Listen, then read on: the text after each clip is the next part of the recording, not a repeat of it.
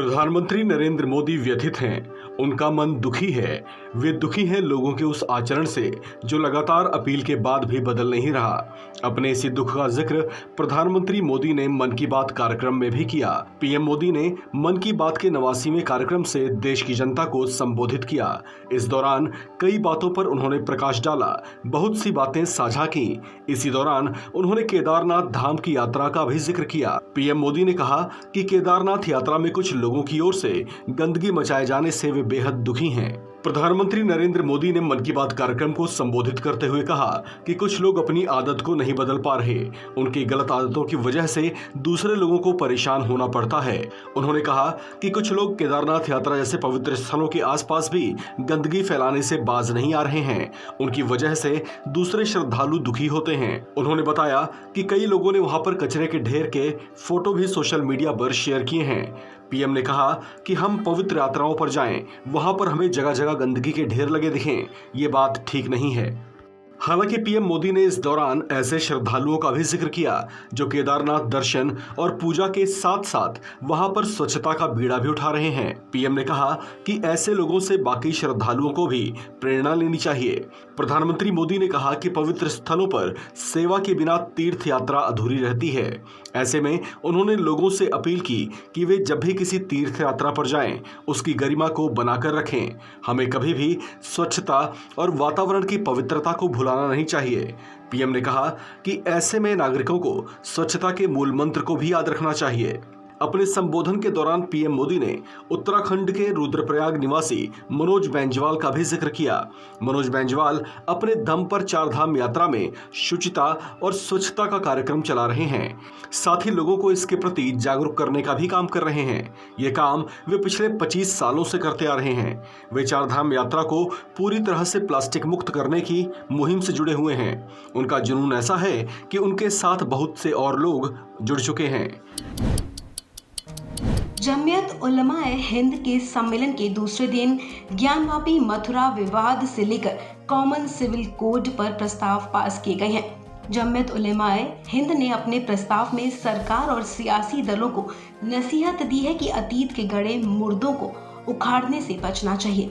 सहारनपुर के देवबंद में आयोजित जमीयत उलमाए हिंद सम्मेलन का रविवार को दूसरा दिन रहा। सम्मेलन में 25 राज्यों के करीब 1500 उलमा जुटे थे। पहले दिन जहां देश के हालात और देश में मुस्लिमों की स्थिति पर चर्चा हुई थी, वहीं रविवार को यूनिफॉर्म सिविल कोड पर प्रस्ताव पास हुआ है। जमीयत उलेमा के प्रस्ताव ने 1991 धर्म स्थल कानून का हवाला देते हुए ज्ञानवापी विवाद को संविधान का उल्लंघन बताया। इतिहास सुधारने के नाम पर मस्जिदों और इबादत गाहों में विवाद खड़ा किया जा रहा है। शरीयत को लेकर मुस्लिम धर्म गुरुओं ने सख्त रुख अपनाया है। सम्मेलन में समान नागरिक संहिता लागू करके मूल संवैधानिक अधिकारों से वंचित करने की कोशिश पर चिंता जताई गई है। मुस्लिम नेताओं ने कहा कि इस्लामी शरीयत में किसी भी तरह की दखलंदाजी स्वीकार नहीं की जाएगी। इसलिए जब भारत का संविधान बना तो उसमें मौलिक अधिकारों के तहत ये बुनियादी हक दिया गया कि देश के हर नागरिक को धर्म के मामले में पूरी आज़ादी होगी। उसे अपनी पसंद का धर्म अपनाने, उसका पालन और प्रचार करने की आज़ादी का बुनियादी हक होगा। इसलिए हम सरकार से मांग करते हैं कि भारत के संविधान की इस मूल विशेषता और इस गारंटी को ध्यान में रखते हुए मुस्लिम पर्सनल लॉ की सुरक्षा के संबंध में एक स्पष्ट निर्देश जारी किया जाए। अगर कोई सरकार समान नागरिक संहिता को लागू करने की गलती करती है तो इस घोर अन्याय को हरगिज स्वीकार नहीं किया जाएगा। इस मौके पर जमीयत उलेमाए हिंद सभी मुसलमानों को ये स्पष्ट कर देना जरूरी समझती है कि शरीयत में दखल अंदाजी उसी वक्त होती है जब मुसलमान खुद शरीयत पर अमल नहीं करते। अगर मुसलमान शरीयत के प्रावधानों को अपनी जिंदगी में लाने की कोशिश करेंगे, इस पर अमल करेंगे तो कोई कानून उन्हें शरीयत पर अमल करने से नहीं रोक पाएगा। सम्मेलन में कहा गया कि इसलिए तमाम मुसलमान इस्लामी शरीयत पर जमे रहें और किसी भी तरह से मायूस या हतोत्साहित ना हो। नेपाल में पोखरा से चोमसोम जा रहा यात्री विमान लापता हो गया है। इस विमान में क्रू मेंबर समेत 22 लोग सवार थे, जिसमें 4 भारतीय हैं। एयरपोर्ट अथॉरिटी का कहना है कि सुबह 10:35 के बाद से विमान से कोई संपर्क नहीं हो पाया है। द काठमांडू पोस्ट के मुताबिक पोखरा से 22 यात्रियों को लेकर ये विमान उड़ा था। वहीं अब इस खबर के बाद नेपाल प्रशासन में खलबली का माहौल है। वहीं जोमसोम एयरपोर्ट के ट्रैफिक कंट्रोलर ने कहा कि गाजा में एक तेज धमाके की रिपोर्ट सामने आई है, लेकिन इसकी पुष्टि नहीं की जा सकती है। उस क्षेत्र में हेलीकॉप्टर भेजा गया है जहां आखिरी बार संपर्क किया गया था। अंतिम संपर्क लेटी पास में हुआ था। इस यात्री विमान में 13 नेपाली, 4 भारतीय, 2 जर्मन और चालक दल के 3 सदस्य सवार थे। अब एयरपोर्ट अथॉरिटी इस विमान को खोज रहा है। बता दें, गृह मंत्रालय के प्रवक्ता फदरीन मणि पोखरेल ने बताया कि मिनिस्ट्री ने लापता विमान की तलाश के लिए मस्टैंग और पोखरा से 2 निजी हेलीकॉप्टर तैनात किए हैं। नेपाल सेना के हेलीकॉप्टर को भी तलाशी के लिए तैनात करने की तैयारी की जा रही है। आपको बता दें, तारा एयर के मुताबिक विमान में जो 4 भारतीय सवार हैं उनका नाम कुमार त्रिपाठी, धनुष त्रिपाठी, रितिका त्रिपाठी और वैभी बंदेकर है। वहीं तारा एयर के प्रवक्ता सुदर्शन बरतौल ने बताया कि इस फ्लाइट पर कैप्टन प्रभाकर प्रसाद घिमीरे, सह पायलट उत्सव पोखरेल और एयर होस्टेस किस्मी थापा सवार थे। पोखरा हवाई अड्डे के प्रमुख विक्रम राजगौतम ने इस बात की पुष्टि की है कि जहाज टावर के संपर्क से बाहर चला गया है। एक अधिकारी के मुताबिक ये जहाज एक बार धौलीगिरी हिमालय से लौट आया और उसके बाद से संपर्क में नहीं आया। फ्लाइट की तलाशी के लिए एक हेलीकॉप्टर भेजा गया है। ना उद्धव ठाकरे का भी है, ना ओवैसी का है, ना मोदी का है, ना शाह का है। भारत अगर किसी का है तो द्रविडियन का है, आदिवासियों का है। एआईएमआईएम चीफ असदुद्दीन ओवैसी ने एक बार फिर से बीजेपी और आरएसएस पर निशाना साधा है। महाराष्ट्र के भिवंडी में एक जनसभा को संबोधित करते हुए असदुद्दीन ओवैसी ने उद्धव ठाकरे, पीएम मोदी, अमित शाह पर जमकर हमला बोला। अब आप भी सोच रहे होंगे कि आखिरकार ओवैसी ने ऐसा क्यों कहा कि भारत न मेरा है, न मोदी का है और न ही उद्धव ठाकरे का है। दरअसल असदुद्दीन ओवैसी ने महाराष्ट्र में एक रैली को संबोधित किया जिसमें उन्होंने मुगलों को लेकर बीजेपी पर हमला बोला। उन्होंने अपने संबोधन में पूछा कि मालूम है आपको कि भारत किसका है? भारत ना तो मेरा है, ना तो मोदी का है और ना ही शाह का है। भारत अगर किसी का है तो वो द्रविड़ों का है, आदिवासियों का है। ओवैसी ने कहा कि भारत तब बना जब यहाँ लोग अफ्रीका, ईरान, सेंट्रल एशिया, पूर्वी एशिया से आए। ये सब आए तब जाकर भारत बना, लेकिन आदिवासी यहीं के हैं, द्रविड़ यहीं के हैं।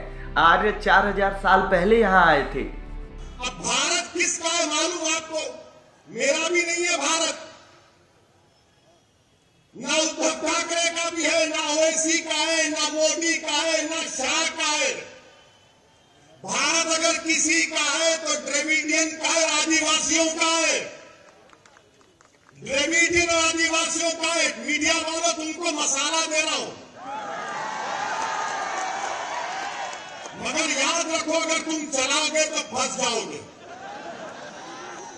चलाओ, मेरे को कोई बात नहीं है क्योंकि दूल्हे का नाम लेकर ही तो नाम चलता है। चलाओ। तो 4 लोग आए थे, माइग्रेशन हुआ। ये मुसद्दक़ा आपसे कह रहा हूं, मगर बीजेपी आरएसएस मुगल आए, मुगल आए, मुगल आए, मुगल आए। अभी अफ्रीका से भी तो आए थे, ईरान से भी आए थे, सेंट्रल एशिया से भी आए थे, ईस्ट एशिया से भी आए थे। ये सब मिले तो भारत बना, मगर आदिवासी यहां का है, द्रविडियन यहां का है। ये आर्यंस आए थे 4000 साल पहले। वहीं असदुद्दीन ओवैसी के इस बयान पर सांसद राकेश सिन्हा ने पलटवार किया और कहा कि सरकार की हर योजना का लाभ सभी लोगों तक मिलता है। उनसे उनका धर्म पूछकर उन्हें योजना का लाभ नहीं दिया जाता। भारत के मुसलमान हमारे पूर्वजों की संतान हैं। कुछ लोग हिंदू फोबिया, मोदी फोबिया के नाम पर एक काल्पनिक शत्रु पैदा करना चाहते हैं। जब मैं खिलजी की आलोचना करता हूं तो वो भारत के मुसलमानों की आलोचना नहीं होती। मैं आक्रमणकारी और आतंकवादी मुगल मुसलमानों की आलोचना करता हूं। इसके साथ ही असदुद्दीन ओवैसी ने अपनी रैली में कहा कि देश में बेरोजगारी, महंगाई की बात कोई नहीं करता। आज मुसलमानों को बीजेपी का खौफ दिखाया जा रहा है। उन्होंने कहा कि बीजेपी आरएसएस ने देश में झूठ फैलाया। क्या भारत की तारीख मुगलों से शुरू हुई थी? कश्मीर में एक सरकारी कर्मचारी की हत्या कर दी गई, इसके लिए जिम्मेदार कौन है? वहीं असदुद्दीन ओवैसी ने एनसीपी प्रमुख शरद पवार पर भी निशाना साधा। उन्होंने कहा कि संजय राउत के लिए शरद पवार प्रधानमंत्री मोदी से मिलने चले जाते हैं, लेकिन नवाब मलिक के लिए वो कुछ भी नहीं बोलते। नवाब मलिक के लिए शरद पवार प्रधानमंत्री मोदी से क्यों मुलाकात नहीं करते। उन्होंने कहा कि बीजेपी, कांग्रेस, एनसीपी और समाजवादी पार्टी के लोग सोचते हैं कि वो सेकुलर हैं। उनके लिए अगर कोई मुस्लिम व्यक्ति जेल जाता है तो ये ठीक है। देश में कोरोना वायरस संक्रमण के मामलों में उतार चढ़ाव का दौर जारी है। रोजाना ही कोरोना वायरस के नए मामलों की संख्या हजारों के करीब मिल रही है। हालांकि पहले के मुकाबले में अब कोरोना का संक्रमण काबू में है और कोरोना महामारी की बिगड़ी स्थिति में हल्का सा सुधार हुआ है। पिछले कुछ दिनों से एक बार फिर कोरोना के मामले लेकिन बढ़ रहे हैं। बता दें कि स्वास्थ्य मंत्रालय रोजाना कोरोना के आंकड़े शेयर करता है। उसी के मुताबिक रोजाना हम भी आपको कोरोना अपडेट देते हैं। कोरोना अपडेट में हम आपको रोजाना ये जानकारी देते हैं कि देश में कितने नए मामले आए, कितनी मौतें हुई, कितने वैक्सीन लगाई गई, कितने टेस्ट किए गए, कितने मरीज ठीक हुए हैं और देश के अलग अलग राज्यों में कोरोना का क्या हाल है। तो शुरू करते हैं आज का अपडेट। आज यानी कि रविवार को आए मामलों में बढ़ोतरी देखी गई है। आज के ताज़ा मामलों में कल के मुकाबले 5% उछाल आया है। पिछले 24 घंटे में कोरोना वायरस के 2828 नए मामले दर्ज किए गए हैं, जबकि बीते दिन 2685 कोरोना के नए केस दर्ज किए गए थे। अब तक देश भर में कोरोना के 4,31,53,000 से ज़्यादा केस सामने आ चुके हैं। वहीं बीते 24 घंटे में कोरोना से 2035 लोग ठीक भी हुए हैं। एक्टिव केस की संख्या की बात करें तो एक्टिव केस की संख्या में भी इजाफा हो रहा है। एक्टिव केस 17,000 से ऊपर पहुंच चुके हैं। एक्टिव केस अब 17,087 हो गए हैं। इसके साथ ही अब तक देश भर में कुल 42,06,11,370 लोग इस महामारी को मात दे चुके हैं। वहीं कोरोना महामारी के कारण जान गंवाने वालों की बात करें तो कोरोना से बीते 24 घंटे में 14 मरीजों की जान गई है। कोरोना से देश में अब तक कुल 5,24,586 लोगों की जान जा चुकी है। स्वास्थ्य मंत्रालय के मुताबिक वैक्सीन की कुल 193,28,44,077 डोज लोगों को दी जा चुकी है, जबकि बीते दिन 13,81,764 डोज लोगों को लगी है। कोरोना टेस्ट की बात करें तो पिछले 24 घंटे में कोरोना के 4,74,309 टेस्ट किए गए हैं। गौरतलब है कि देश में भले ही कोरोना का प्रकोप कम हुआ हो, लेकिन खतरा टला नहीं है। महाराष्ट्र से टेंशन बढ़ाने वाली खबर सामने आ रही है। ओमिक्रॉन के नए वेरिएंट BA.4 के 4 मरीज भारत में सामने आए हैं, जबकि 3 ओमिक्रॉन के BA.5 वेरिएंट से संक्रमित पाए गए हैं। महाराष्ट्र में ये मामले मिले हैं। महाराष्ट्र में स्वास्थ्य मंत्रालय ने इस बात की जानकारी दी है। एक्सपर्ट्स मानकर चल रहे हैं कि BA.4 और BA.5 वेरिएंट पिछले वेरिएंट्स की तुलना में ज़्यादा तेज़ी से फैल सकते हैं। इसी बीच महाराष्ट्र सरकार ने कोरोना के बढ़ते मामलों को देखते हुए सभी लोगों से मास्क पहनने की अपील की है और सतर्क रहने को कहा है। इस खबर में फिलहाल इतना ही। तमाम अपडेट्स के लिए बने रहिए वन इंडिया के साथ।